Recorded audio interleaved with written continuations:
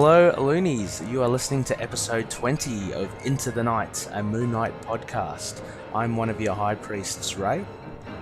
And I am your other High Priest, Connor. And this week, we have the massive Disney and Fox deal, as well as two cracking classic issues, let's go with that, with Defenders Volume 1, Issue 47, and Moon Knight, 48. As well as Moon Knight Volume 3, Issue 1, the first part in the Resurrection War miniseries. So sit back, relax, grab your issues out, and get your Khonshu on. Yes, welcome back, Loonies. Thanks for joining us again. Hello, Connor. How are you? I am doing mighty fine, Ray. Always good to be back in the recording studio. That's just my room with a microphone attached. Yes, How about yourself? Oh, yeah, very, very good indeed. I just wanted to, say how things have been going with you. I heard you just started a new job as well, so all going well on the job front? Sure is. It is busy hours, so we're kind of apologies for the late one this week, but oh no, yeah, that's okay. too bad at all. Okay. Still making sure I'm keeping up with my pull list and everything good and glorious with comics throughout the week. Yeah, it's getting to that part of the year, isn't it? And I know there's a lot of catch-ups with friends and family, which are good, and there's a bit of planning as to what to do over Christmas and New Year's. So yeah, it is a bit of a busy time, but fear not, Loonies. We're here to hopefully get you the news across for Moon Knight and anything in the comics world. Actually, I wanted to kind of segue into our news bits, Connor. This week. There's one of the main ones being the big Disney deal with Fox. Yeah, so it actually went ahead this week that Disney is buying out Fox, getting back some of their long-lost properties, such as of course, the X-Men and the Fantastic Four. Yeah, and as Deadpool well as plenty of... Sorry? Yes, Deadpool. Yeah. Well, I mean, plenty of other stuff too in that deal. You know, you basically get the entire catalogue of, like, Aliens and The Simpsons too from Fox. It's a mammoth deal. What was it, 42 Oh, it's point something? No, just under 60 billion, I think. It was 54 or 56 billion dollars. Absolutely crazy. It is monumental. But so I think I think Derek from the Defenders TV podcast was saying that most of his childhood is now with Disney, like everything we grew up with, you know, like even The Simpsons and all that. So it was a massive deal, and it ended a lot of discussion as to, were the Fantastic Four and the X-Men going to come across? Are they finally going to be into the MCU? And with the news now, it hasn't actually eased anyone's thoughts, Connor. People are still then, banding on one side of it being, oh, it's a terrible move. The other saying, this is great. We can actually have everyone in the one universe. What are your thoughts on this amalgamation of sorts?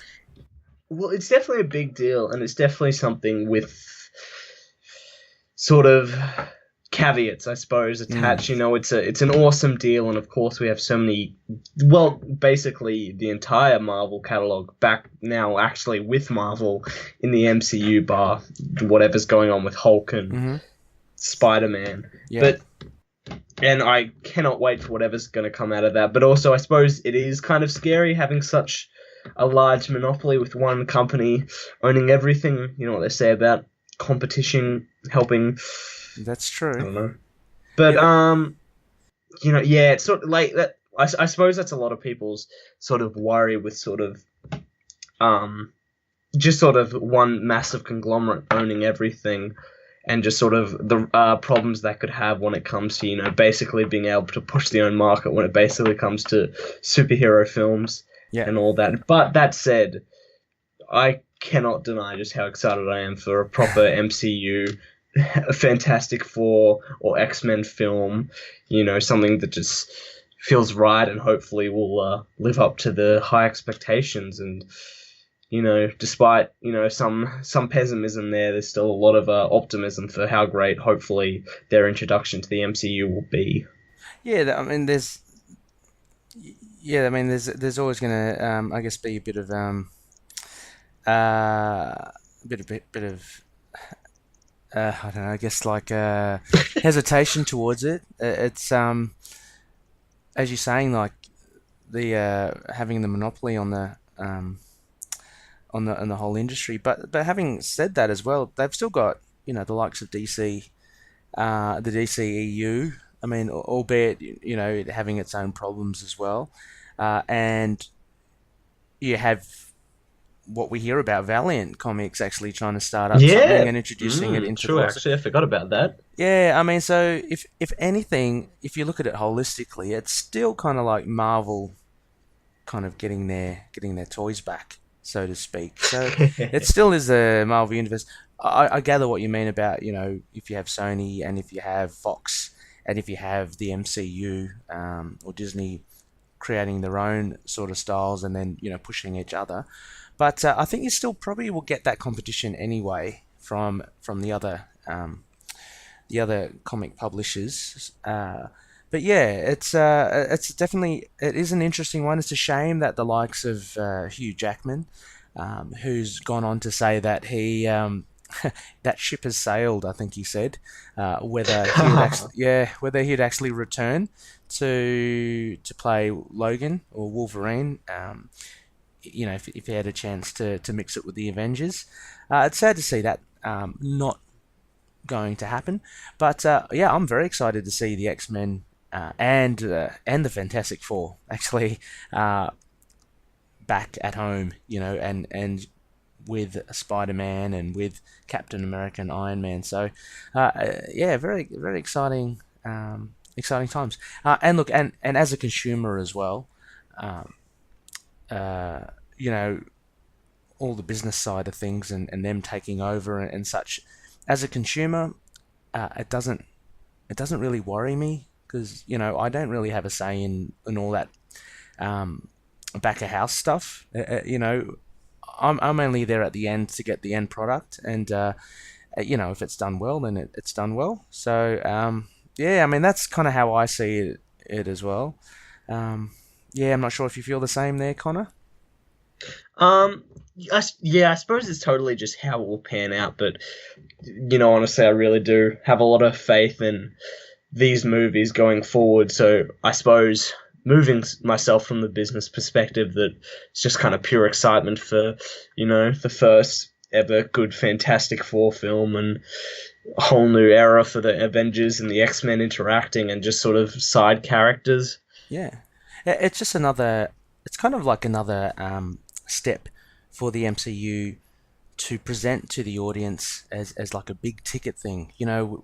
The very first thing, and I think I mentioned it before, was uh, the MCU establishing solo movies, and the big ticket thing was to actually have the Avengers movie for the first time to see them all together, and that was all, you know, they nurtured that over the years and they built up to it, and that's what made it so great as well. Uh, then you have like Infinity War now, which kind of is doing the same thing but on a grander scale, I guess. We've got more players on the field, and it's now bringing in the likes of not only the Avengers who we've seen, but we've got like Doctor Strange, we've got Spider Man, we even have Ant Man, all the other kind of characters on the outer of the Avengers. They're all kind of mixing it, and we saw that a little bit with Civil War as well, Black Panther as well, of course. So there's a kind of level of excitement for that, and I feel now that the same thing would be this anticipation to actually see the Fantastic Four or the X Men with the Avengers. So I think it's I think Marvel are in a pretty good place to have this. And it could only generate a lot of, good or bad, it still generates curiosity, which I think will translate on the in the box office. But having also said that, Connor, if we kind of tie it back to our boy Moon Knight, with this deal now done, how do you see that affecting his chances on the big screen or the TV, small screen? I suppose that's actually really interesting because I suppose it's still such a tumultuous time, you know. Well, actually, the deal kind of reinvigorates the MCU. MCU, it almost sort of stops it from stagnating. I mean, it could still stagnate, but it feels like almost whole new life into a pretty full, life-filled, sort of the movie Hmm. franchise. That means it just still has room to grow.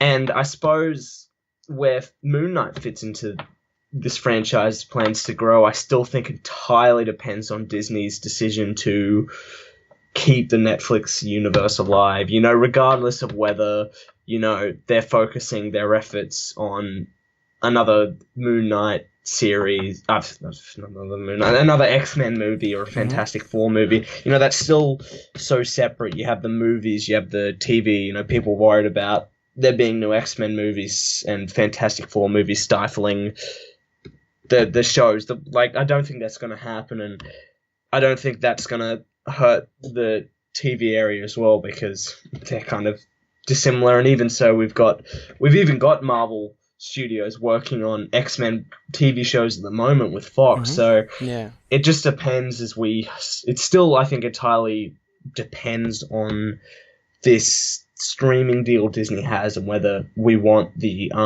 whether they still want the MA ratings and the Netflix, which is what we got with a little bit of a news source from sciencefiction.com posted that Yes. when it came to the R rating for Deadpool, that Disney was still very much on board with keeping that. So And hopefully we yeah. see that translate to the TV show side of things, and we can Hmm. just as well see Moon Knight as we were hoping to see in the Netflix universe.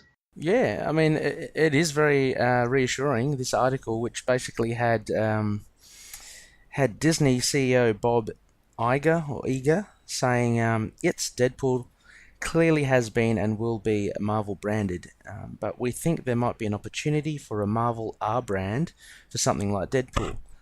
As long as we let the audiences know what's coming, we think we can manage that fine." So they're not dispelling by any means the fact that there will be or won't be any R-rated films or shows on there. It's funny, Connor. Like I was just watching earlier today. I was watching one of the episodes of Gifted. Um, have you watched any of that yet, or is that still on the list?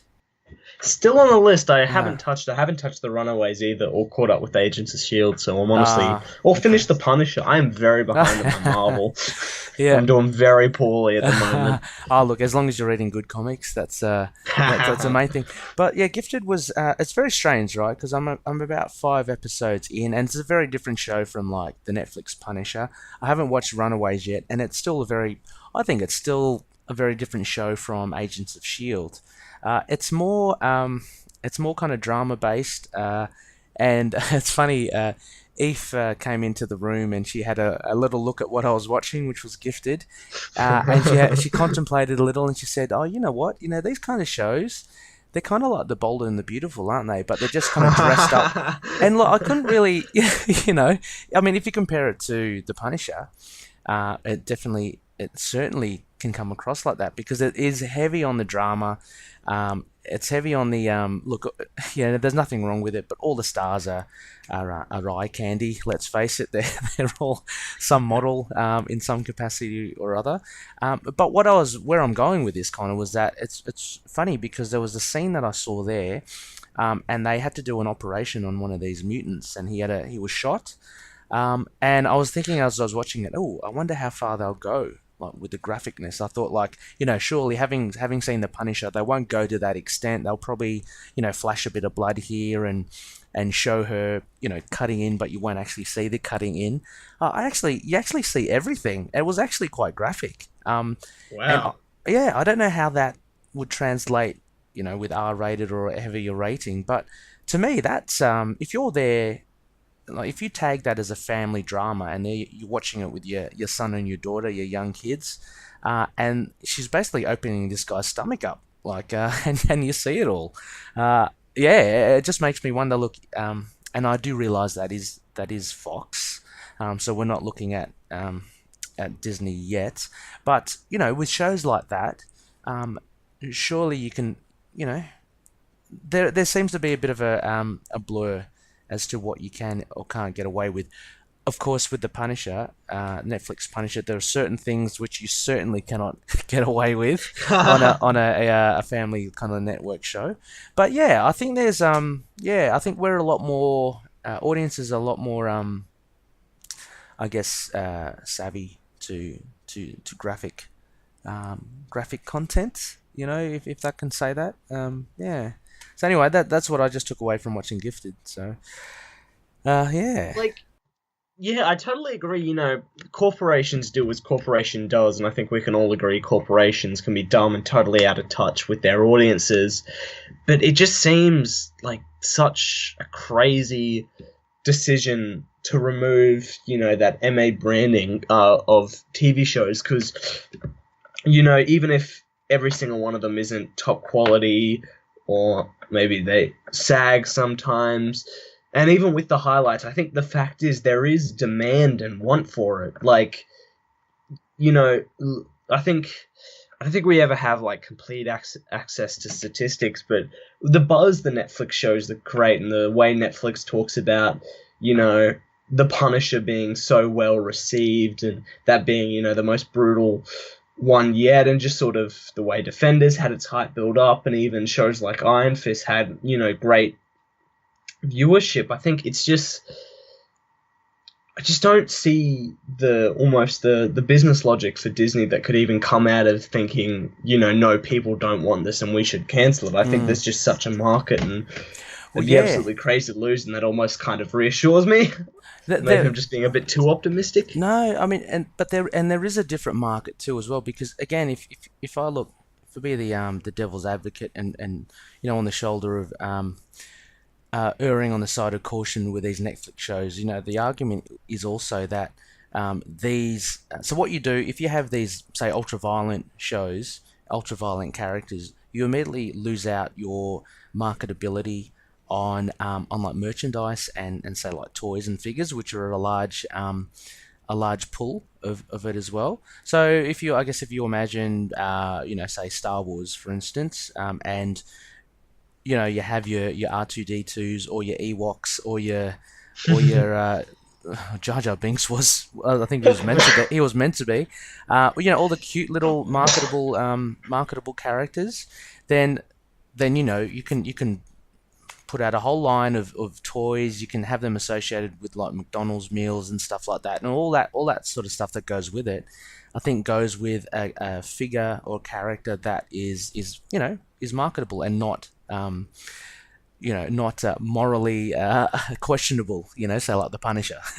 But at the same time, as you're saying, on the other side of the fence is that these Netflix shows are doing really well, So the measure of success is different, and I think, I'm like you, Connor. I think there's a place for both of them, and I think just because something is R-rated or higher rating with graphic content, it doesn't necessarily mean that it will be detrimental to a business model, I think. But anyway, that's just me spouting. The success of shows like Runaways and stuff with Cloak and Dagger in the future, I think you can still very much have those separate categories before we move on to this Disney streaming service that proves. I'm not sure what the last word I was trying to say was. It proves, but it just came out very weird. That both markets can exist perfectly side by side and have a big cinematic universe too. Oh, absolutely. I think that's a key to it as well. Is that, and you see Marvel kind of like doing that now with with the trying all these different things with the Inhumans, Cloak and Dagger, Runaways. They're trying to cover all forms of the market as well, not just the street level Marvel Knights kind of Punisher content. So yeah, I think there's room for everything there, Connor. I agree. And speaking of room for everything, we have sort of a last bit of a, almost you'd say, speculation. Yes. Sort of discussion from comic book. Some big Moon Knight fans over there, I think, from the amount of hype Marvel Knights and Moon Knight sort of gets over there. But it was an article posted, a sort of expose or sort of thought process about could Marvel Knights be Disney's R-rated label? They sort of bring up what they were talking about with the R rating, the Disney buyout, and all that sort of talk that comes along with it, and just sort of hypothesizing and theorizing just where Marvel Knights and characters like Moon Knight and Mm-hmm. they include stuff like Blade and Yeah. Ghost Rider, now Wolverine 2 could fit inside that universe, which is surely an interesting discussion and Yeah. a good piece. Yeah, it always amazes me. I think it's so cool, kind of how like, whenever they talk about, okay, not only Marvel Knights, but say, um, an R-rated label. I always find it cool how like Moon Knight's always associated with it, and I know that's obvious because if you look at his recent series runs, and especially with Houston and what he did to Bushman, he's a very dark and grim character. But yeah, it's funny, just like having seen Moon Knight, I had always associated him earlier on with the likes of Spider-Man and Daredevil, who, again, Daredevil's a bit of a street level character, but it seems like more and more now the R-rated label, Moon Knight, the likes of the Punisher, and then you get, you do get the darker characters like Ghost Rider and Blade, in there as well for the kind of like the supernatural element. But I find that really cool how how Mooney is just seen as like a ultra violent fella, which which is pretty cool. And this thing about Marvel Knights, I can't see why they can't do something like that. Kind of, I think that would be great to reignite that. They did have Marvel Knights before in the cinema. If I am correct, I think Punisher Warzone. Um, at the beginning of that movie, it had a Marvel Knights logo in front of it Oh, as well. okay. Yeah, so they did try to launch something like along the lines of Marvel Knights, but I think Punisher Warzone, it having flopped at the box office, it kind of just sealed its fate there. But I think it's well suited for the TV arena, to have like a branded Marvel Knights thing. It's basically just saying, this is Disney's Netflix version of Marvel shows. I think that's good. I very much agree. Yeah, there's not much to add from the great stuff Ray was saying there, but we'll say is yeah. Yeah. Um, And finally, Connor, we have something that you've plunked in the notes here, which is yes. very exciting to see. Yeah, speaking of Daredevil, solicitations for March of next year will be coming out this week. It may even be up by the time you're listening to this, but in it, Daredevil has its massive issue 600, Mm. and on it is obviously a big arc about the street level of New York, and just sort of what seems to be an arc about, celebrating sort of the street level in another massive story. Yeah. So there's no solicitation actually attached as far as I could find, but an Okay. image is Daredevil atop a sort of gargoyle type statue, and Mhm. behind him are just an entire sort of array of street level Yeah. heroes and villains, from Kingpin to Spider-Man to Luke Cage, Yeah. the Defenders, of course, with lovingly alongside the Defenders and Spider-Man, our boy Moon Knight in I his know. new Bemis costume, keeping true to that. Yeah. And obviously, we don't know how involved he will be in the story, but he will definitely be in Daredevil issue 600, and we will most assuredly be covering it here. Oh, So 100%. look out for solicitations this week. Yeah, it's being a Daredevil fan, this is pretty cool. And on the front cover of this 600, I must admit, it's got all my favorite players in here as well. Absolutely. You've got along Moon Knight is he does kind of stick out, doesn't he? And again, if you look at it, all the other characters in there, yeah, he's still kind of the loner, isn't he? I mean, you can associate Yeah. everyone with everyone else, right? You got the Defenders there, you got Spidey and Daredevil. They usually always go together.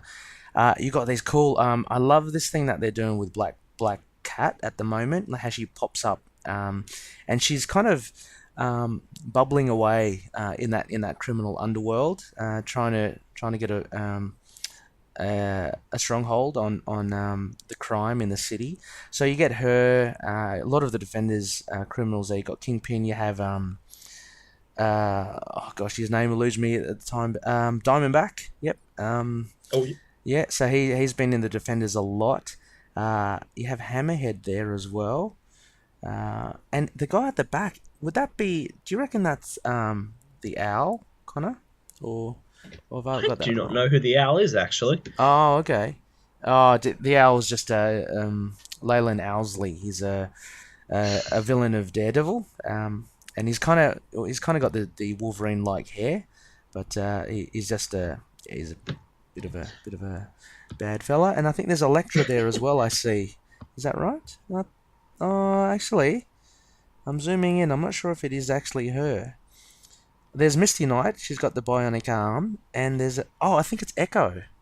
I think that might be Echo at Oh, the back. totally. I think so too. If you zoom right in, it's almost as well. Not that this is her power set or anything, but it looks like she's saying something, and there's some sonic stuff coming from her mouth. Yeah, she's right under the A in the Yeah, Daredevil title I of the think. image, which we'll post in the show notes. But yeah, very excited to see what Moon Knight does in this as well. Remember Looney's in the very divisive Shadowlands arc with Daredevil and these characters. I mean, I think nearly all these characters were on there. Moon Knight had a pretty good little run in that. But yeah, it's interesting to see how long this arc will go for. Yeah, for sure. It's Yeah. a massive event with issue 600, so Mm. hopefully Moon Knight will be there the entire way. Yep. Oh, I hope so. I hope he. Yeah, exactly. I hope he's not just on the fringe. Yeah, because you know, we all know that his title has got to be one of the stronger titles in Marvel at the moment. So it would be remiss to not do him justice in another book. I think. And we have that alongside Damnation, so we will be Yeah. getting 3 Moon Knight involved titles a month, Yeah. Yep. which is crazy. Great, cray. So with that, Connor, how about we kick off some of our book reviews?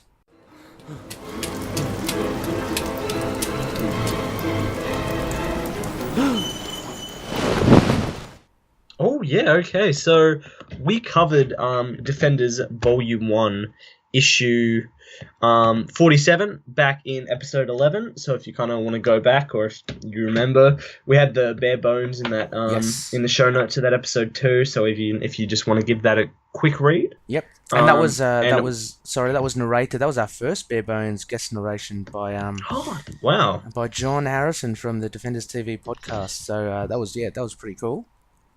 For Over the Moon, and for the bare bones, I have a little special treat. I did manage to get Is it someone. Macy? No, it's not Macy. It's not the little cat Macy. It is actually. Geez, I hope this is the one. It is. I got Khonshu to to guest narrate. I know. You can't believe it, but it is absolutely true. So I'm going to throw it over to our Dark Overlord Khonshu to give us the bare bones.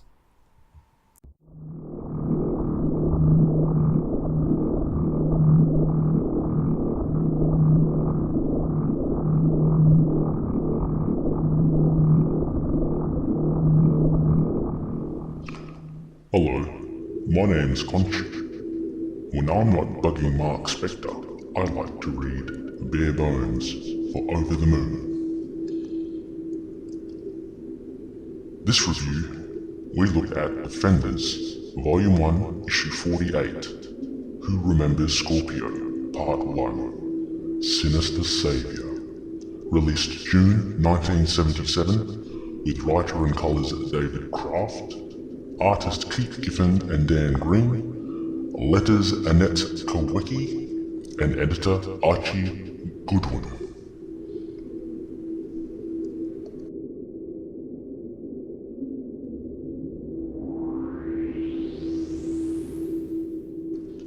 Nick Fury stands before Scorpio, who also happens to be his brother. Scorpio's initial plan to engage with Carl Richmond, aka Nightfall, was thwarted by the Defenders, and so it was that Nick Fury sought to abduct Jack Norris as a contingency plan.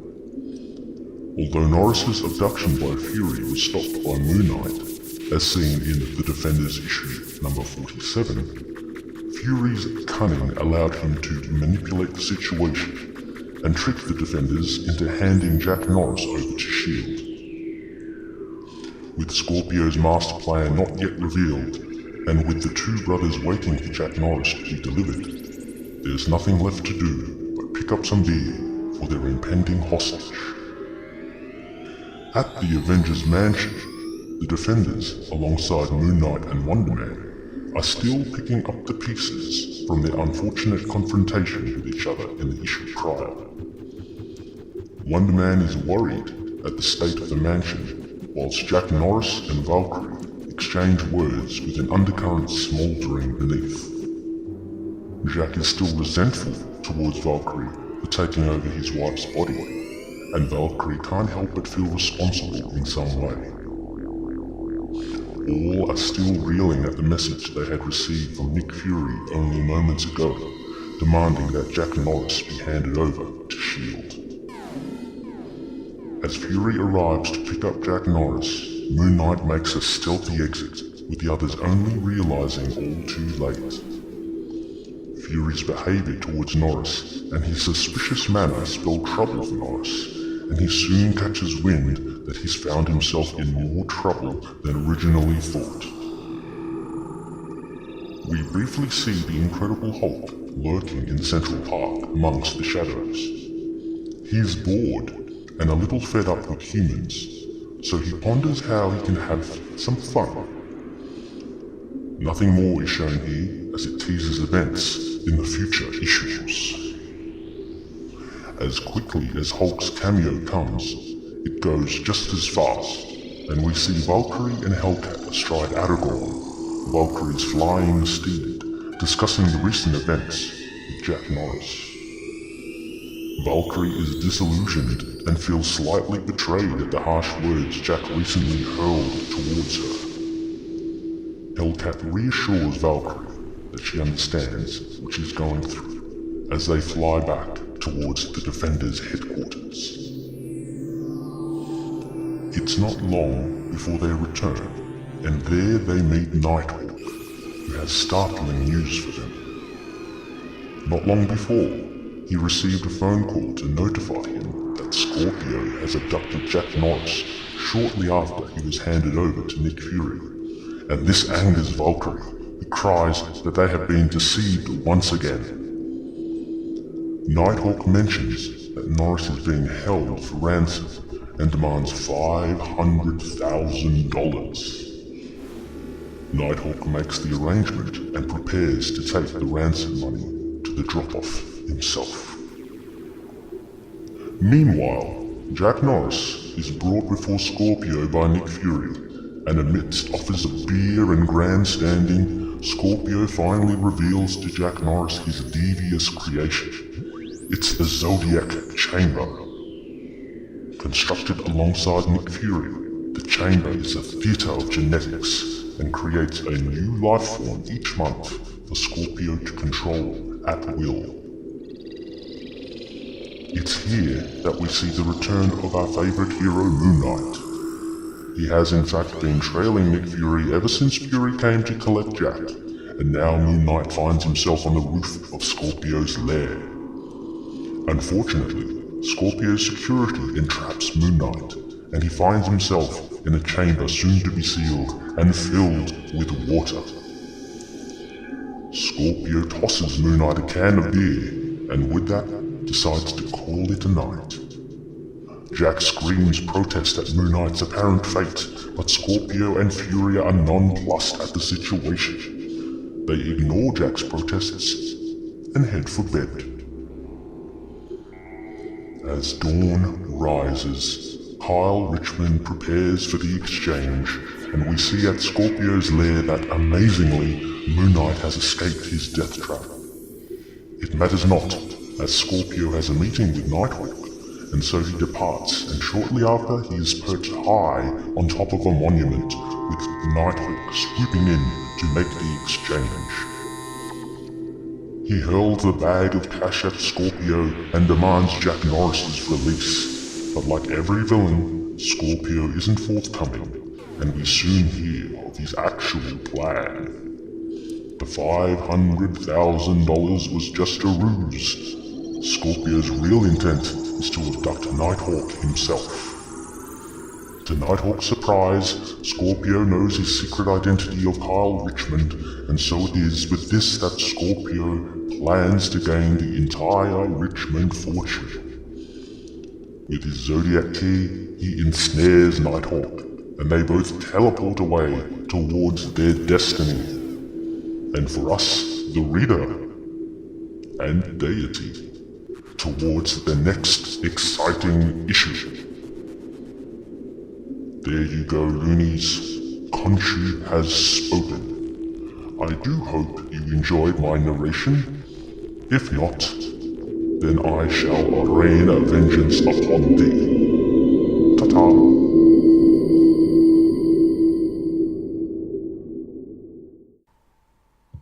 Hello, Connor? Oh, yes, you're back. Cool. Yeah. Yeah. I'm back. Are you back? Yes, I'm still here. I'm not sure what happened there. I just kind of lost. There was just some weird whirring. I think that was. I kind of heard the soundtrack.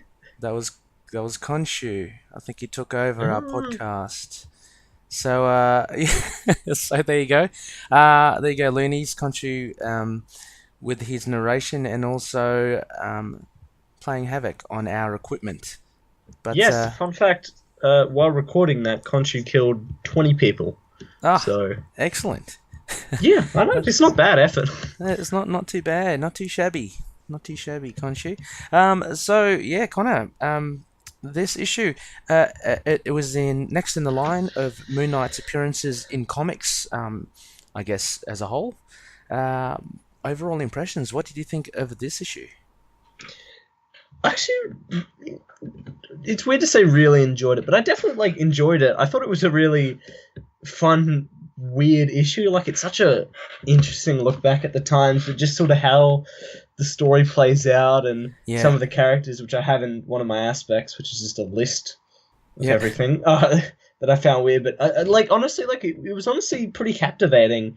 Moon Knight's sort of turn in and Nick Fury and Scorpio's plans, and there was just plenty of elements that sort of kept my attention more than possibly, sometimes with dialogue being such a barrier than you can get into with older issues. But I was pretty captivated. I do actually look forward to finding out how this plays out when we do the next issue.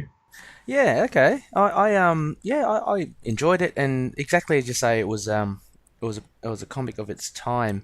There are certainly a lot of things I'd like to know more about.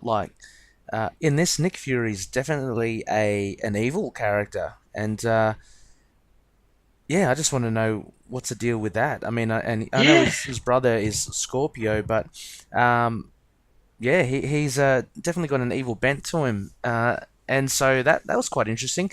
And I guess the fact that Moon Knight is not the center of this comic. I mean, he makes a pretty decent appearance, a guest appearance in here, but we have many other characters that we that we're kind of entertained with.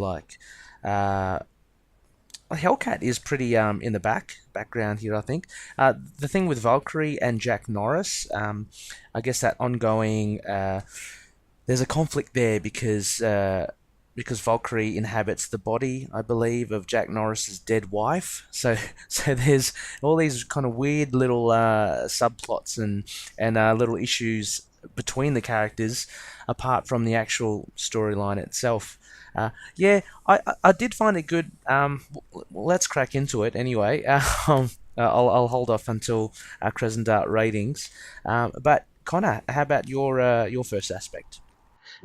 What was my first? It's just sort of a list of questions from anyone who read this issue and got some things that weren't in the narration because of the pure craziness. Okay, first, there's a point in this issue where Hulk just sort of narrates about not wanting to smash and live a better life. That was weird. Everyone is so dumb in this issue. They are. No one thinks about Nick Fury possibly being evil. Yeah, yeah. They just hand him Uh, over. Like, they hand yeah, Jack Norris over. Like, oh, sorry. yeah, no, exactly. Like they aren't suspicious of him. I mean, you would have thought that in issue 47, from issue 47, they would be suspicious of him because Moon Knight catches Nick Fury, at the warehouse with some of his Shield agents trying to kidnap Jack Norris. So, and that doesn't look good. And Moon Knight attacks him. So yeah, it's kind of like he's forgotten. Moon Knight's at least forgotten all about that. And yeah, they just say, okay, we'll hand Jack over to Nick. It's a bit weird. And it's just on Nick Fury being evil. There must have been a couple of issues before this. Maybe he's brainwashed, or I don't know.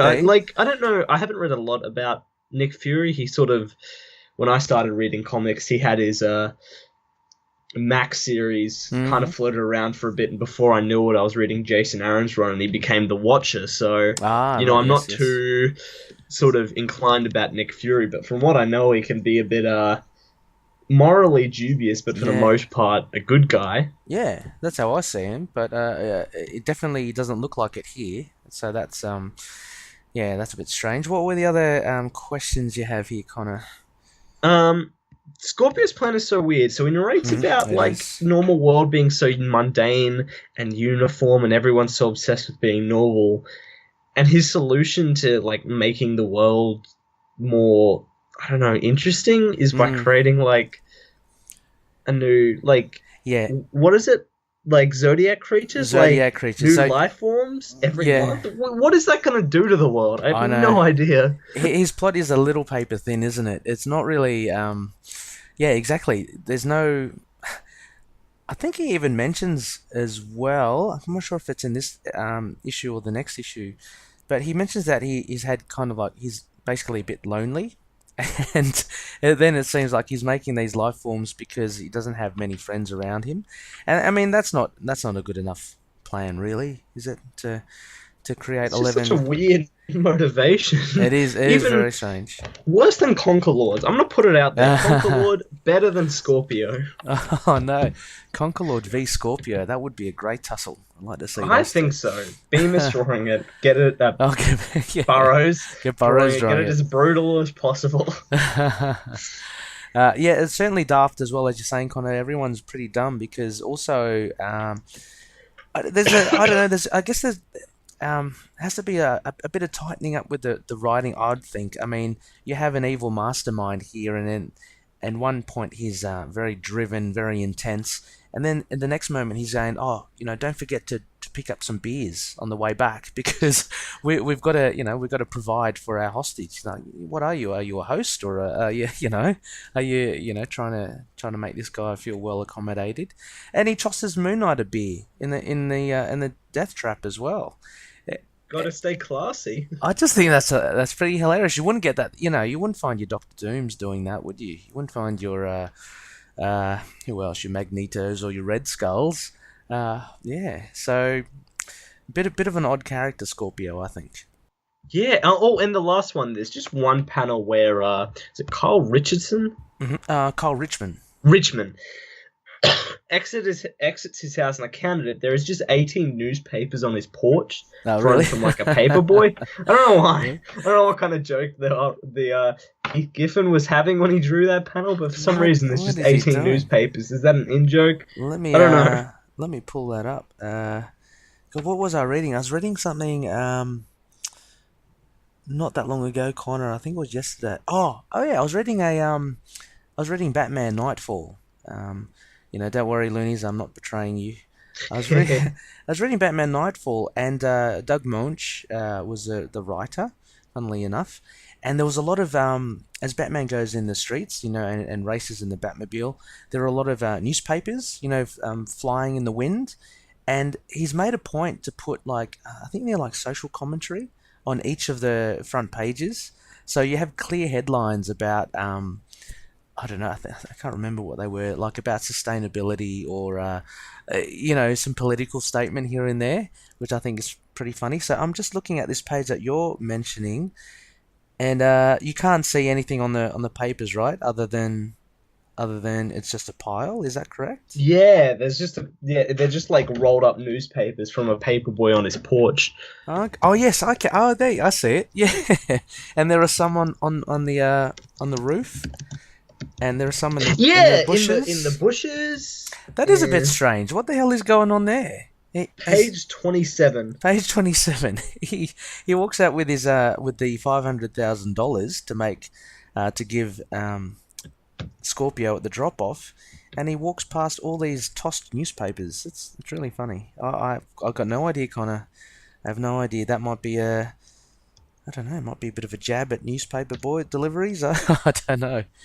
Actually, and it's funny you brought that up. That was something I forgot to write down in my notes that I was like so desperate to put down. That sort of like headlines with the social comedy commentary. There is a lot of like really specific social commentary about pollution in New Jersey Ah, right. and Yes.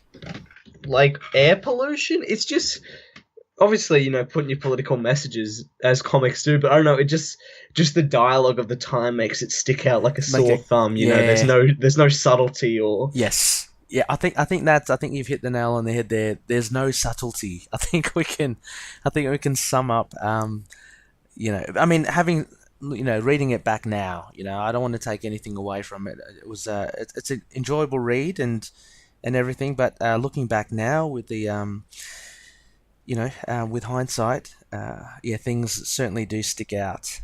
So that's it's a bit strange. Um, One of my aspects I had was first, yeah, was basically Scorpio, the main dude, Scorpio. Him being the brother of Nick Fury, which I found I never knew Nick Fury had a brother, like, and let alone me neither. And this is the Scorpio that Spider-Man faces? No. that's no, Scorpion. That's Mark Garg. Oh, I right. think Maybe that's at the end. maybe what you yeah. But yeah, Scorpio. Yeah, I just found him a very strange character. He's as you already covered, his plan for creating the Zodiac Chamber with Nick Fury doesn't seem to be justified as to what are you going to do with these people. Um, and I yeah also another thing I found, he kind of uses Jack Norris, is his hostage, but Jack Norris becomes almost like his dog's body and kind of his servant while he's Sleep in the captive. corner. Yeah, Have a sleep in the beer. corner, and like Jack is like really worried that Moon Knight has been dropped in this death trap, but Scorpio says, "Oh, nah, I'm going to bed," like like such a domestic thing, like So you got him buying beer like on the way, back to his lair, and you have him I'm just gonna call it a night, and yeah, I'm just gonna fall asleep on my bed.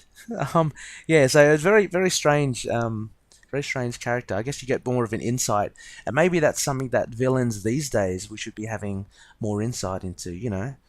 Seeing what, Yeah, seeing where what, does yeah, where did the truth sleep at night? yeah, exactly. When he's Does he hungry, enjoy a nice cold beer? does he have a nice cold beer? What's his favorite cafe? Stuff like that. Yeah, because we've got to get in touch, emotionally in touch with him. So, yeah. So Scorpio is funny. He was one of the aspects I had, and the other one was it was a rather simple one, and it was that Moon Knight is still very much a lone wolf here. I mean, he's a guest appearance, so it's not his book or anything like that. So he's part of an ensemble.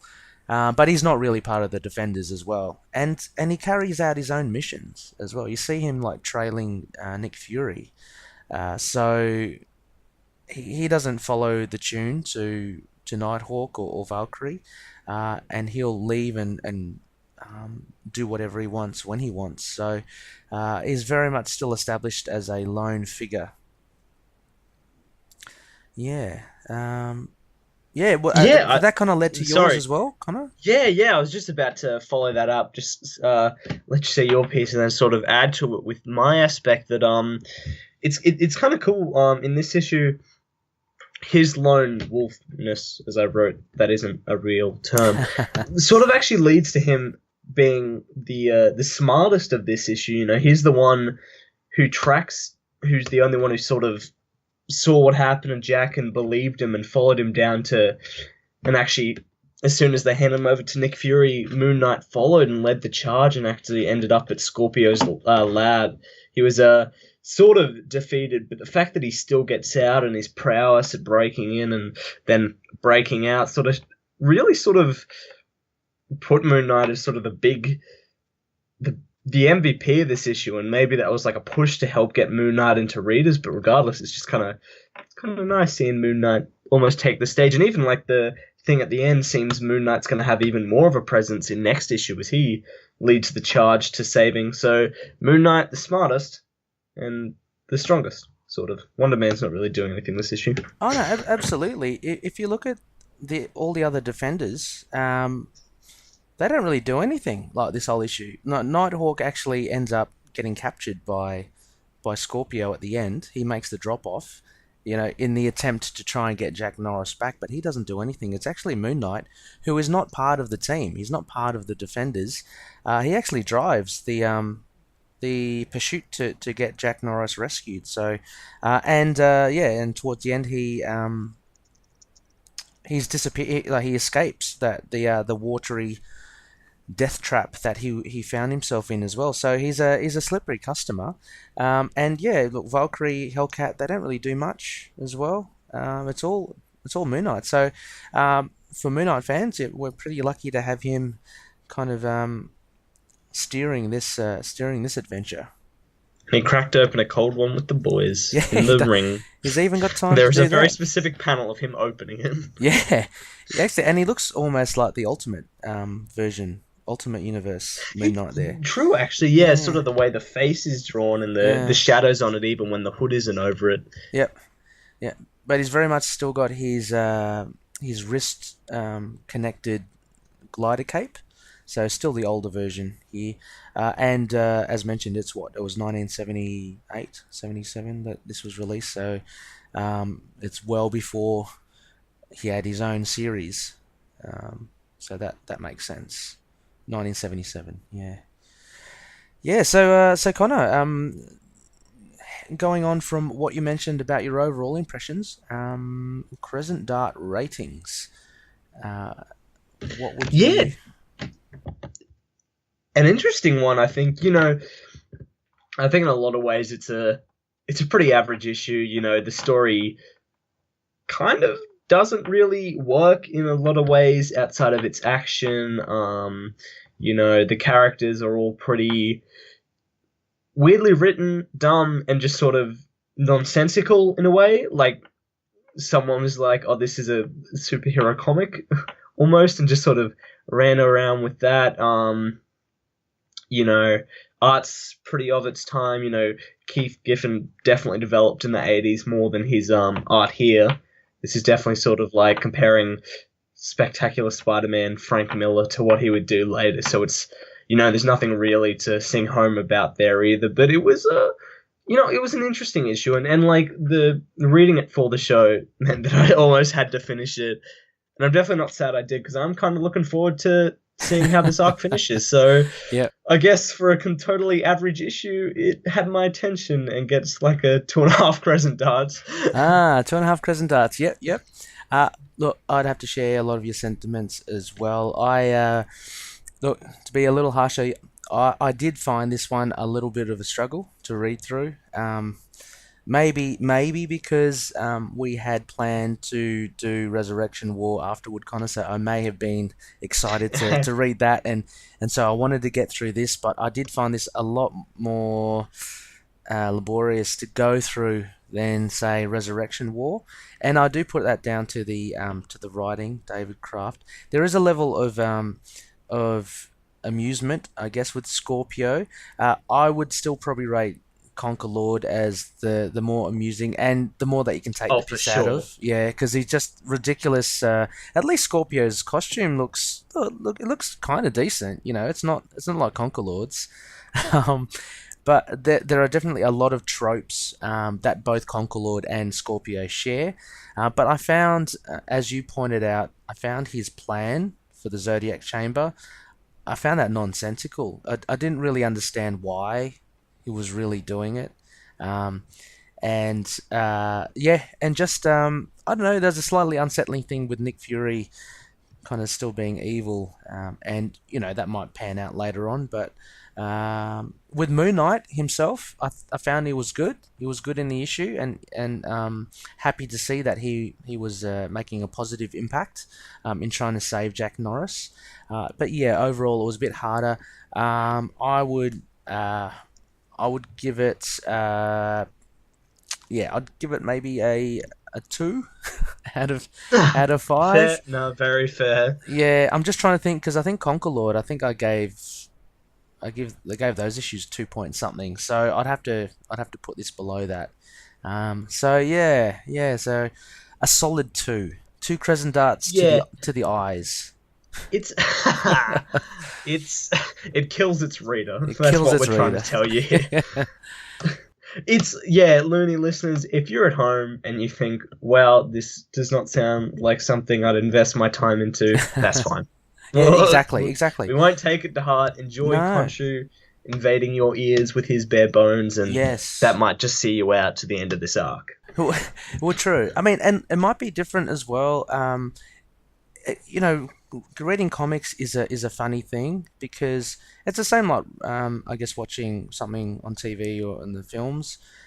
In the fact that it depends on what mood you're in, and like if you are in the mood for like a nostalgic, older styled comic run, then you can probably burn through all these parts, consecutively and really enjoy it. Yeah, so yeah, I mean, as Connor says, just don't want to detract any of the loonies for reading this. It's certainly interesting to see, but Connor and I, we are committed to covering every single appearance of Moon Knight. So, there are going to be some good ones, there are going to be some great ones, and there might be a couple of bombs in there along the way. But it's all part of the journey. Heck yeah. Well, I suppose with an issue like that, I suppose we crack on to an issue that may just be a bit more bang for your buck. And with that, we will be introducing Moon Knight, Volume 3, the miniseries Resurrection War, narrated by none other than me in the Wild Wild West.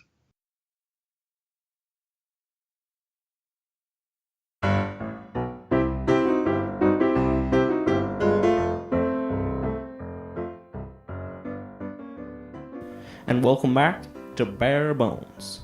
This week, Moon Knight, Volume 3, Issue 1, Resurrection War, Phase 1, Eclipsed, starring writer Doug March, artists Tommy Lee Edwards and Robert Campanella, colors Melissa Edwards, letters Ken Lopez, editor Mark Bernardo. Filmed before a live studio audience, January 1998.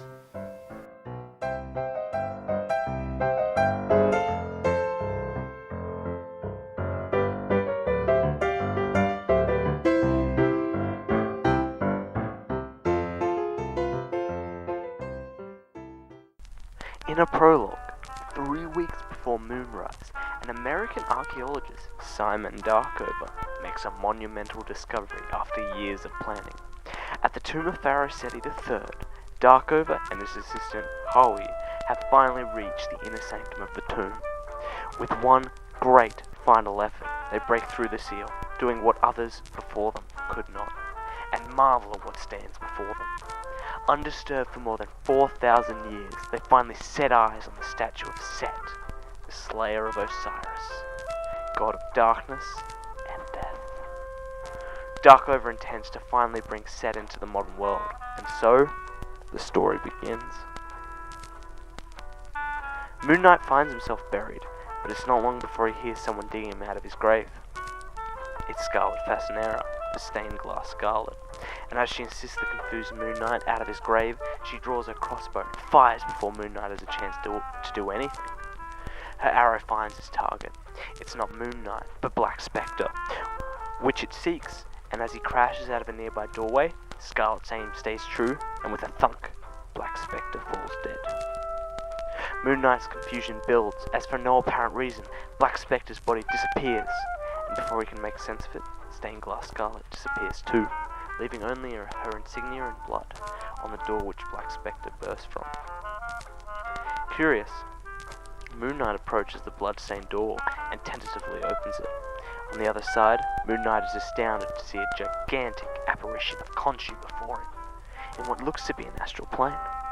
Khonshu speaks to Moon Knight and decrees to Moon Knight that he is needed to fight against the Dark Avatar, which has risen from its tomb, and to do battle with this dark force.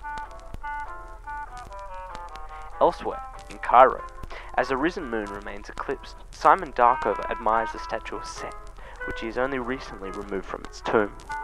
It appears the statue looks back at Darkover, and he dismisses it as a sign of fatigue. Suddenly, as he leaves, he is attacked from behind and left for dead.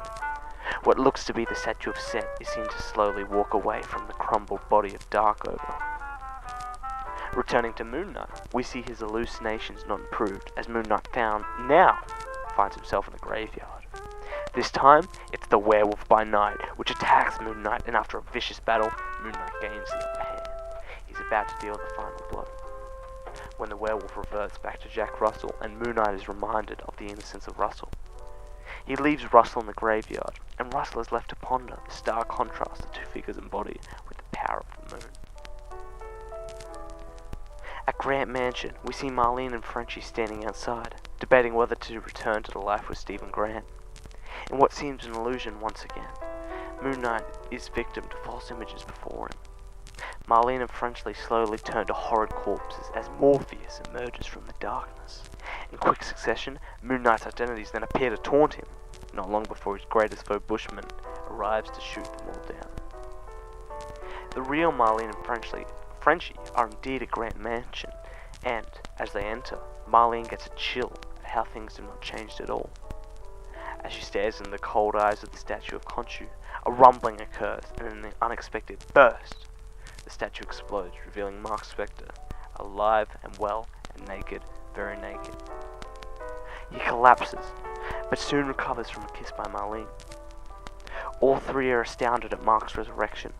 They turn to see the statue of Khonshu intact and showing no signs of having crumbled in order to bring forth Mark Spector. Mark reveals that before his resurrection, he had dreams which had appeared to foretell the future.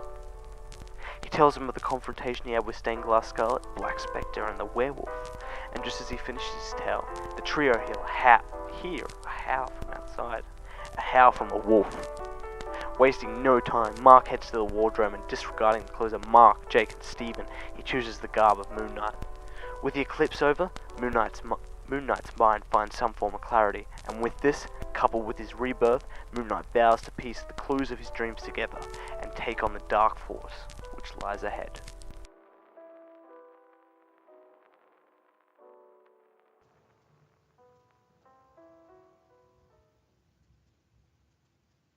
Alright, we're back. Thanks, me. Thank you, audio version Connor, narrator version Connor, in the Wild Wild West. Yeah, wow, what an issue. Resurrection War. This is certainly a different pace from Kraft's The Defenders 48, and it's good to see a lot of familiar faces here, Connor, like i.e. the Rogues Gallery. Yes, yeah, a lot of lovely familiar faces. A particularly covered one here, Scarlet Fascinera makes her debut. Mm-hmm. Yes. Well, not debut, but return. She not returns. Debut. Yeah, it's great to see her back as well. But yeah, so overall impressions? Well, interestingly enough, when I read it, because we were going to do it last week before I picked up my pops, I actually really didn't like it. Oh, okay. I put down the issue thinking it was just pretty poorly written. And then I reread it for this week, and I definitely enjoyed it a lot more. I still don't think it's particularly great from a story writing perspective. As a sort of cover, I think it's very much the definition of a fine issue. It gets us from A to B to set up the bigger events of the arc. It has great art and colors, but yeah, I think generally pretty fine. I look forward to the next three issues, not like I'm looking forward to the next Defenders. You know, I'm genuinely looking forward to seeing this big showdown between Set and Khonshu and Moon Knight in the middle with all his rogues gallery. But it's definitely sort of in this first issue that really just feels like just pure sort of pole placing for the story to Yeah. come. But what did you think, Ray? Yeah, two things that you covered there. I thought the two main things that really popped for me was one, the art. First and foremost, is what kind of really drew me and really attracted me to this issue and this whole arc.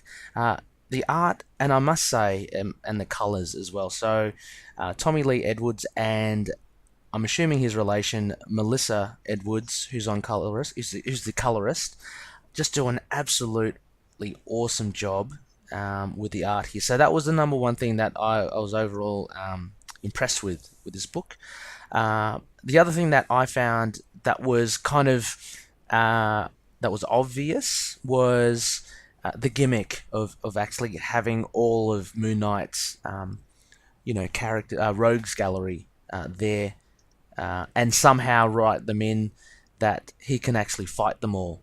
So in that sense, Connor, I agree with you that using this gimmick kind of made this book kind of lack a little bit of depth in that sense. Like we all know, Doug Moench can really write a good tale. But yeah, those two actually, and the third one that I found was really good, and it's on the first page as well.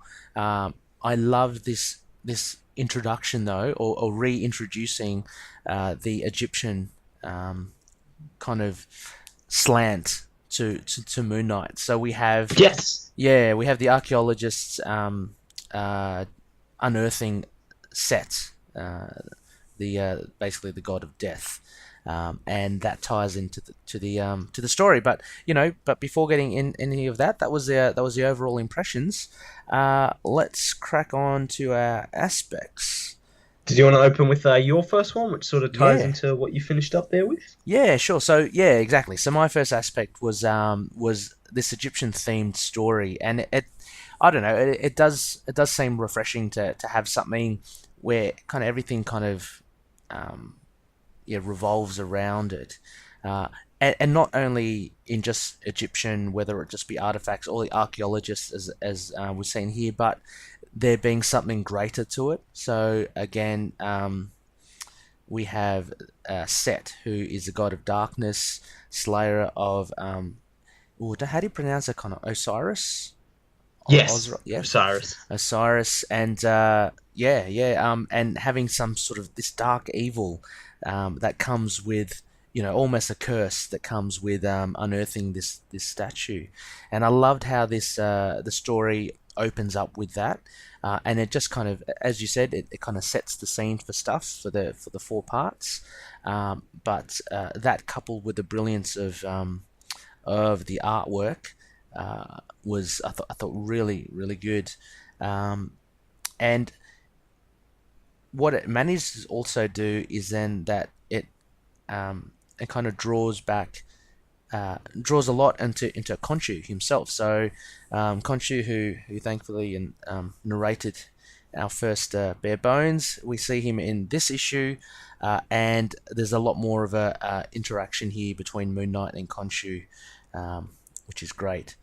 When I say in here, it's really weird because we did jump from, say, the Defenders in 1977 to this, which is in 1998. So, but actually, having said that, I do know what preceded this, and prior to Resurrection War, we had Mark Spector, Moon Knight, and that finished up in 1994. And that was, I think I've mentioned before, Connor, that was a crazy time. So it was good it was actually good to return to simple Egyptian kind of mythology and deities. Which was one of the big aspects. What were your thoughts on Set and Simon Darkover and Khonshu? I really loved it. I think this is like the most Egyptian mythology Munch has ever tied in. His 38 issue series never really, sort of near the end, with Khonshu becoming a sort of bigger player, sort of. But it was always sort of up in the air about Khonshu's relation to Mark, and we saw that with Marlene, and it's kind of awesome here. Got jumping from that to being a really big part. I love the setup of Set. His nonchalant killing to get out of there, and his warning, almost his threat to Khonshu. And the fact we see Khonshu talk, as someone who's going blind and on this, I really hope we see more of their dynamic, and we just see, even with the gimmick here, as you said, being Moon Knight fighting his rogue gallery, that in the later issues, Set really gets some time to shine as a villain, and isn't just left in the dust, because he really is something really threatening and to be afraid of. Yeah, I was hoping actually we'd see more of Set. He appeared very briefly in the Lemire run. I think it was Welcome to New Egypt, where Mark enters New Egypt and he finds Set tied up or imprisoned somewhere that Khonshu had placed him in.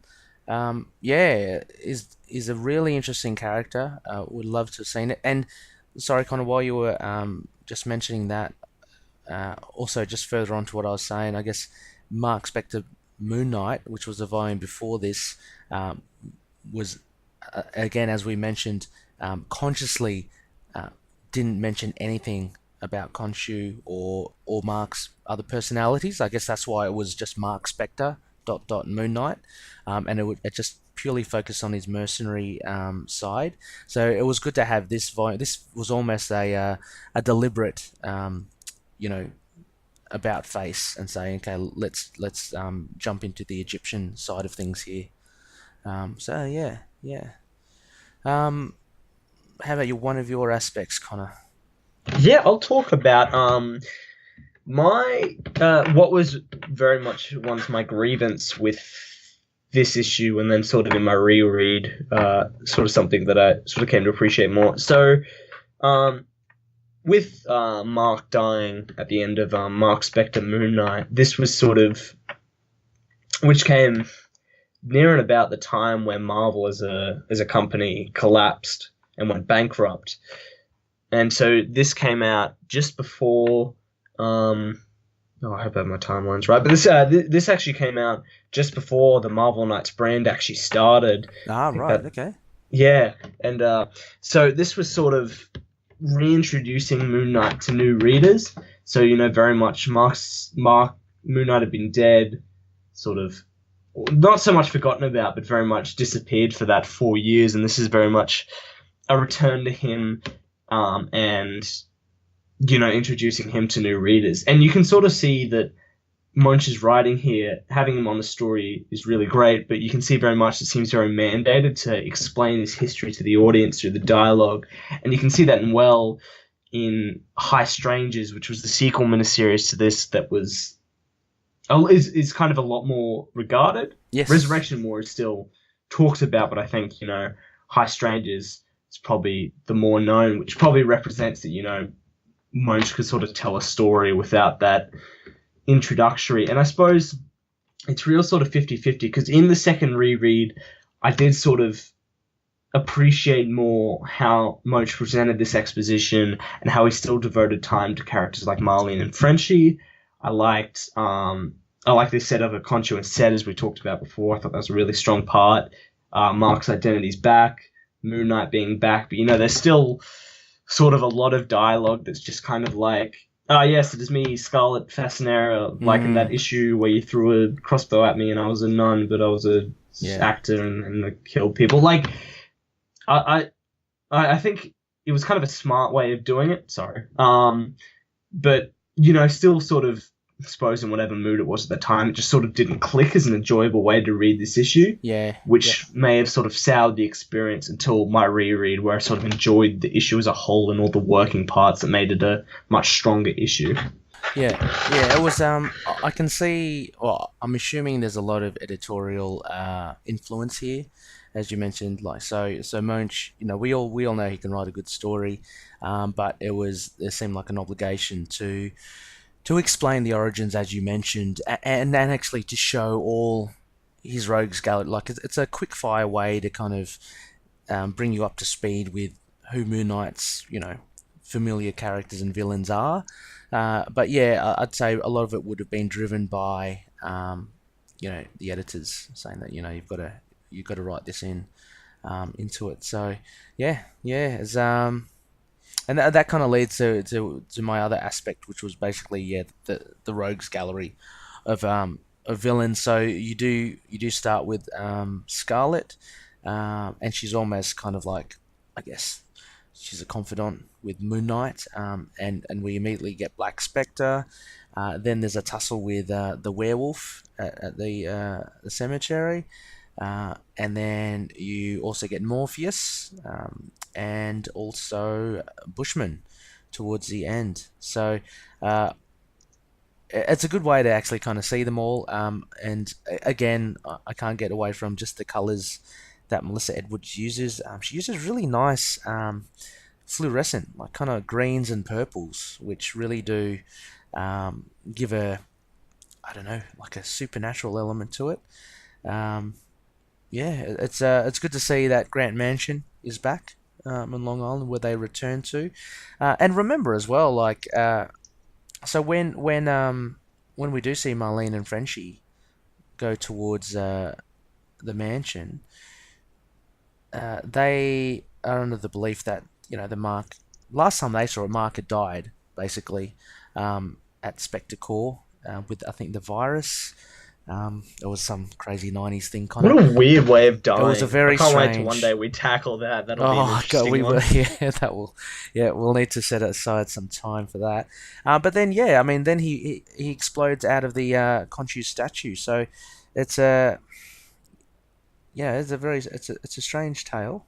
But Mark is indeed back, and he's looking in fine form. But yeah, his rogues gallery were pretty cool, and you can assume that this evil Egyptian god of death has something to do with resurrecting them in some capacity. Yeah. I definitely agree with all of that, and I had my gripes with the story, but it was kind of pretty cool to see Scarlet Fascinera and some fan favorites like Morpheus. Bushman makes a short appearance. He does, and he uses his teeth again.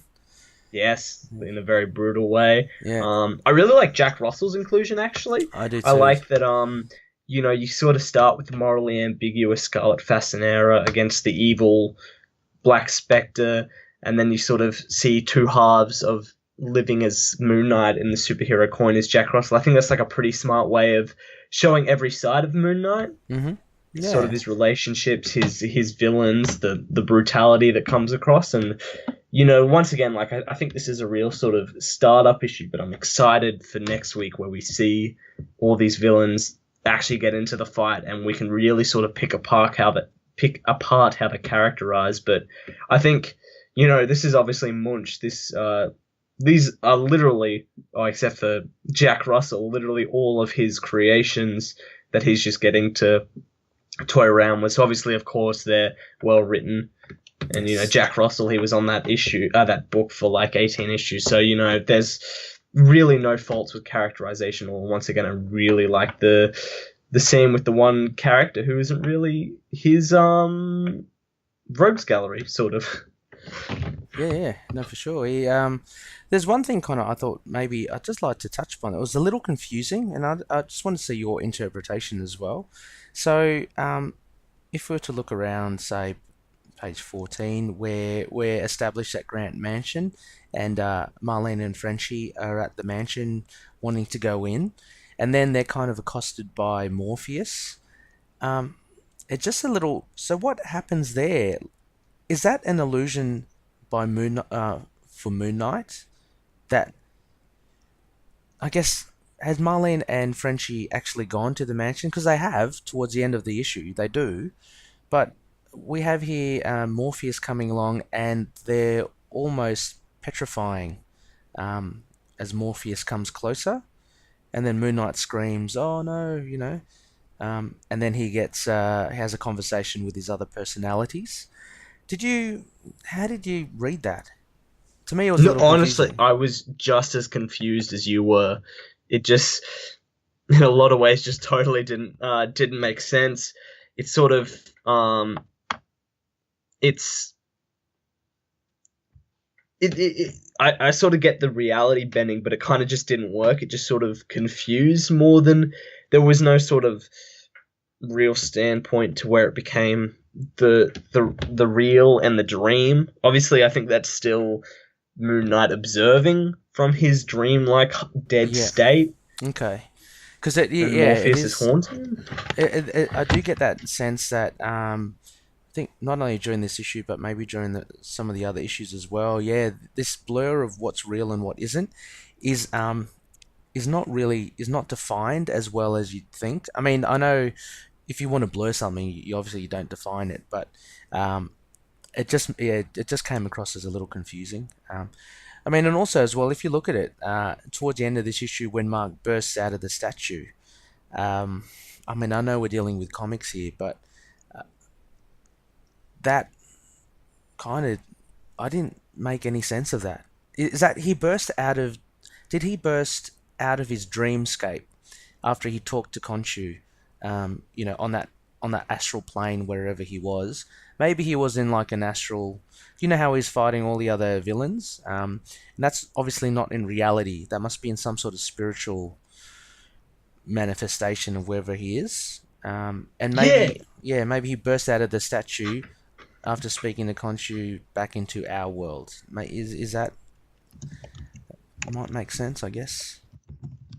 yeah. I didn't even think of it like that. That sort of helps put it in perspective, but it really is just sort of, oh, he's on the astral, like his weird reality also becomes Marlin and Frenchie's as they see him break out of a statue that didn't break at all, and all of a sudden he's just back in reality. I wonder if it'll get explained because it really just it just kind of happens. I suppose Yeah, he's just naked that's on true. the floor, and we're just kind of I guess he just supposed to be tripped. yeah, I guess you just you believe it as well, because okay, cool. Just a couple of questions. Only yeah, because then I just wanted to go back at the very beginning when we first see him, and he's like almost buried alive. So somehow when he died in Mark Spector, Moon Knight, he died, and I guess his spirit or he somehow ended up some other place. This could be like limbo or something, and that's where he meets Scarlet and everyone else. So that okay, that probably makes sense. Anyway, loonies, I just thought that was just a thought. I'm just trying to make sense of it. What did you think of Moon Knight's look in this issue, Connor? Well, that'll lead us on to our my final point, and a point we can all agree on: the incredible art and colors of Tommy Lee Edwards, colorist Melissa Edwards, Edwards, and yeah. inker. Let me just scroll to the first page. Inker Oh, Robert Campanella. Yep. Robert Campanella. I think it's just such a gorgeous issue, and I think out of everything, the best thing about this, I mean, as you said before, the colors in this are crazy. They're so supernatural. They can be dreamlike. Really They can be cool. so eerie, so dark. The incredible shadows in this, Yeah, the and shadows the are way she awesome. actually Yeah. uses the blacks. Sorry about Yes. No, that's I'm just getting too excited at this art. that. So, yeah. And I think the best thing, and it especially works so well with the colors, is Moon Knight's look in this is just Yes. one of the best ever. Tommy Lee Edwards and the inks on this just nail this. Every scene is in the first one where he's waking up and he's half covered by shadows and he's so detailed in ink, Mm-hmm. and the really defined, well, sort of ill-defined shadow and black eyes, and the cape and the look and the way he blends into the shadows of the background. Yeah. It's Oh. just, it's just so gorgeous to look at, and just sort of the best part. Just, I love looking at this Moon Knight. Yeah, it's certainly a treat, loonies. If you haven't seen Resurrection War yet or read it, yeah, please pick it up for the art. There's a lot that can really become wallpaper or posters even because the colors pop out really well. And as you say, Moon Knight here, I think he looks absolutely brilliant. He's got the red eyes. It's not often you see him drawn with red eyes, but it just makes him look, that all the more badass. And yeah, just the inking with the blacks and the whites. There's one picture of him, and he's almost like a ghost. That is on, say, page page 16. It's the one. It's the panel where Bushman is ripping someone's neck with his teeth, and there's Moon Knight there going no, and it's actually just black and white. But his silhouette is in white instead of black, and it's. I think it's just really nice, a real nice touch there.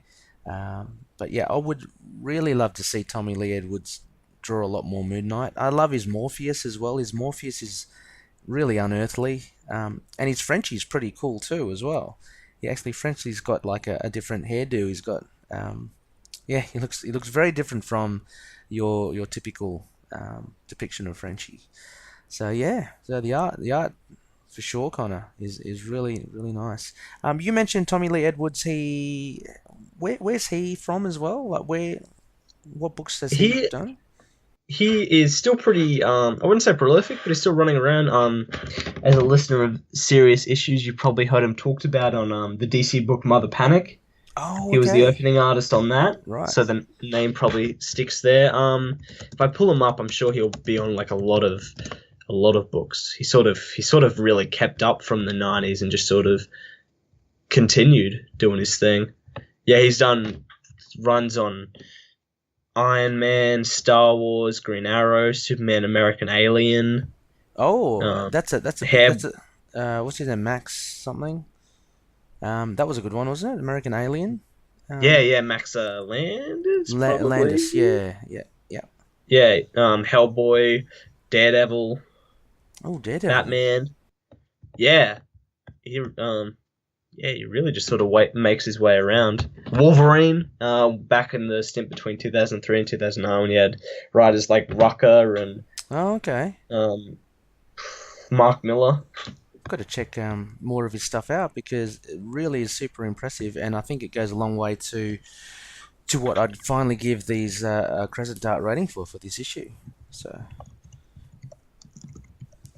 and having said that, Crescent Dart. Ratings. Well, I guess I'll take the lead here. Like I said, I think I still very much enjoyed this issue. Sort of got over some of my gripes. I think there is so little to fault about the art, but I think in the general scope of things, I'll be a bit sort of low rating with this and just say it's a good setup with some strong moments, incredible art for a good story to come. So probably a 3.5 Crescent Darts through the eyes, the nose, and the half dart could, I don't know, be thrown in his foot.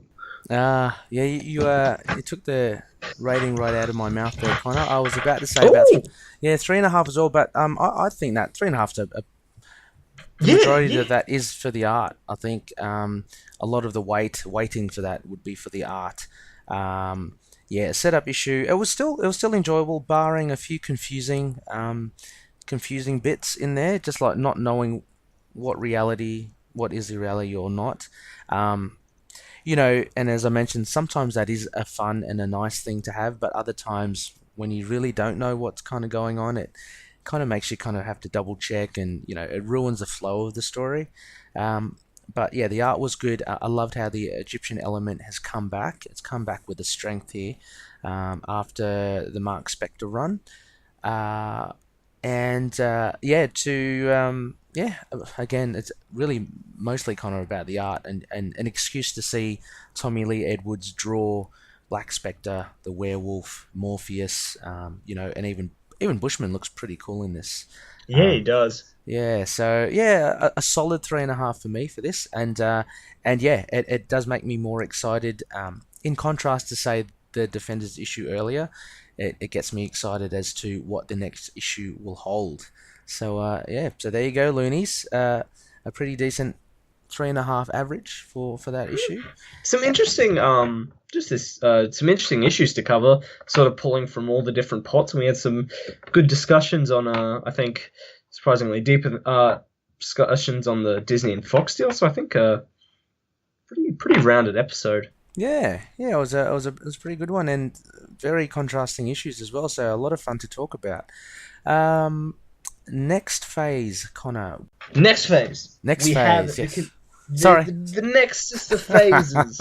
So many next phases. Yep. Just gonna Next phase. We are continuing both of these storylines, actually. Yep. As we brought up, both of these stories are nowhere from finished unless Defenders finishes next issue, in which case disregard that last comment. Because we got Defenders, Volume 1, Issue 49, Rampage, following from directly where it left off. The same with Resurrection War with Moon Knight, Volume 3, Issue 2.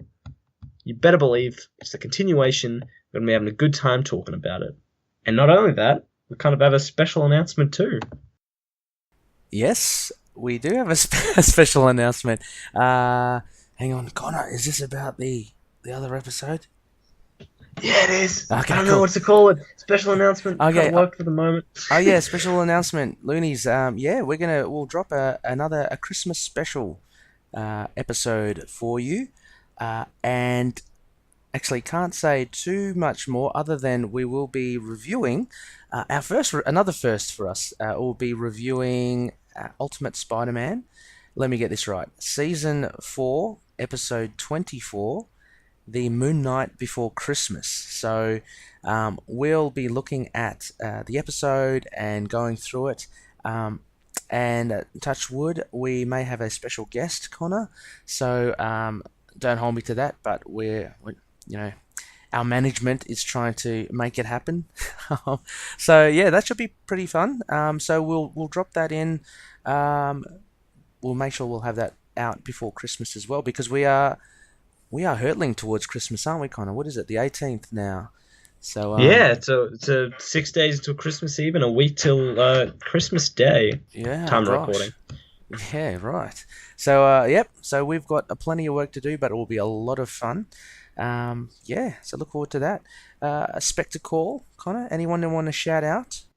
Not particularly this week, but I do love all you loonies. Thanks so much for sticking around and keep listening. Very much so. Me too as well. I'd like to a big thank you once again to our moon god Khonshu for narrating the bare bones for us. A little bit of Connor and my soul has now been pledged to him. And thank you for the alternate reality Connor as well for narrating the second bare bones. So so giddy up. That's good. Connor as well. Finally, I guess, where can potential loonies find us? You can find us in plenty of places. We have our website, Moon Knight, www.intothenightpodcast.wordpress.com. We're on Facebook, www.facebook.com/ITKMoonKnight. We have an amazing group for discussion going all day long. Facebook.com/groups/intothennight. Interact with all these other great loony listeners. We got a Twitter at ITKMoonKnight. You can email us about anything at moonknightpodcast@gmail.com. We're on Instagram, Tumblr, YouTube. You can find us on just about any podcast catcher. Hopefully, we're invading most of them, nearly all of them one day. So I think the point is we're spreading like a virus, and you'll be able to find us somehow. Just search for Into the Night, a Moon Knight podcast. Exactly. Let's just hope there isn't a cure. So, so yeah, thank you. I'd like to share Connor's sentiments as well. Thank you, loonies, again for sticking with us. Yeah, we're slowly getting there, Connor, with the episodes. So we've still got a while yet before we have 1 year of this. But yeah, it's something like what? It's about 4 or 5 months now. It's been pretty good. Yeah, it's crazy. Episode 20, technically episode 21. Yes, that's right. That's right. If we were the Legacy episode 21. So thank you once again, loonies. And yeah, we'll catch you shortly with a couple of other episodes just right around the corner. But I'll throw it to Connor to take us out. Yes. Thank you all once again for listening, and may Khonshu watch over the denizens of the night. Goodbye. Catch you later. Moon Knight and affiliated characters, stories and events are properties of Marvel Characters Incorporated. Materials used and discussed within the podcast are intended for critique and review purposes only under the fair dealing concept of the current Copyright Act. The views, information or opinions expressed during the podcast are solely those of the individuals involved and do not necessarily represent those of the copyright owners.